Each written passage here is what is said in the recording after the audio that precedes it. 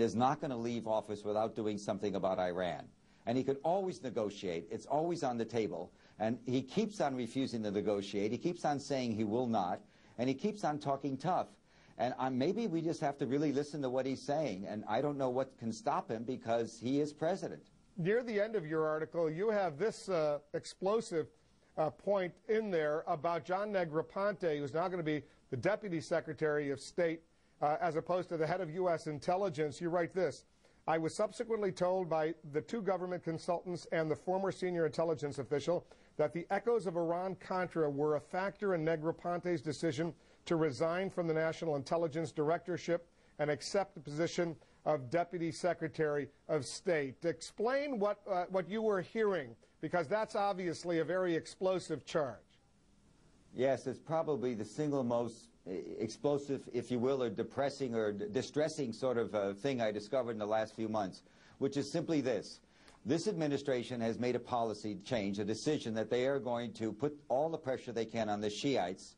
That is the Shiite regime in Iran, the Shiite, and they're also doing everything they can to stop Hezbollah, which is Shiite, the Hezbollah organization from getting any control or any more of a political foothold in Lebanon. Prince Bandar of Saudi Arabia is putting up some of this money for covert operations in many areas of the Middle East where we think that we want to stop the Shiite spread or the Shiite influence. They call it the Shiite Crescent. And a lot of this money, and I can't tell you with absolute assurance how exactly, when and how, but this money has gotten into the hands, among other places in Lebanon, into the hands of at least three jihadist groups. There's 3 Sunni jihadist groups whose main claim to fame inside Lebanon right now is that they are very tough. These are people connected to Al-QAEDA who want to take on Hezbollah.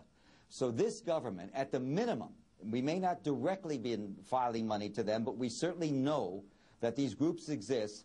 My government, which arrests Al-QAEDA every place it can find them and sends some of them are in Guantanamo and other places, is sitting back while the Lebanese government we support, the government of Prime Minister Signora, is providing arms and sustenance to 3 jihadist groups whose sole function seems to me, and to the people that talk to me in our government, to be there in case there's a real shoot-em-up with Hezbollah and we really get into some sort of serious major conflict between the Sunni government and Hezbollah, which is largely Shia, who are basically, as you know, there's a coalition headed by Hezbollah that's challenging the government right now.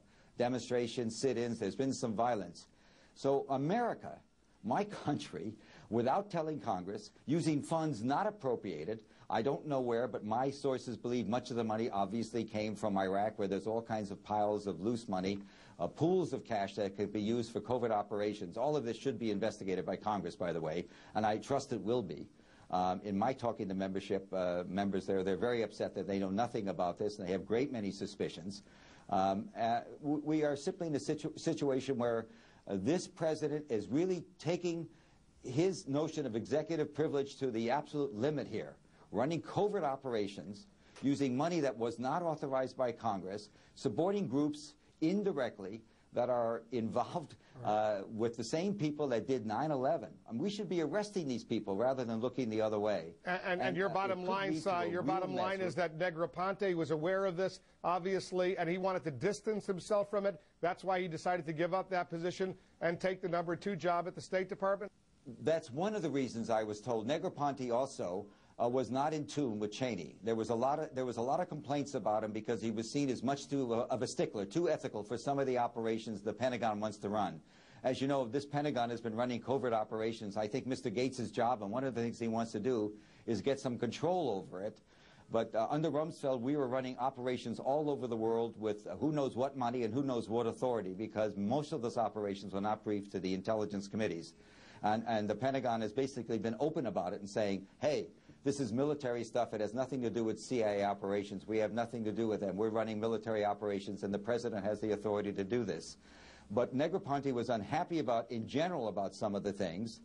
He also, I don't think, he may not have been terrific at his job. That's another factor. But certainly, John Negroponte went through this issue, Iran-Contra, in the 80s, when we had the first big debate over the use of unlawfully obtained money to buy arms. You know, the whole arms for Hashem's business was to generate cash to fight the war, the Contra war against the Sandinistas, that mess that we had.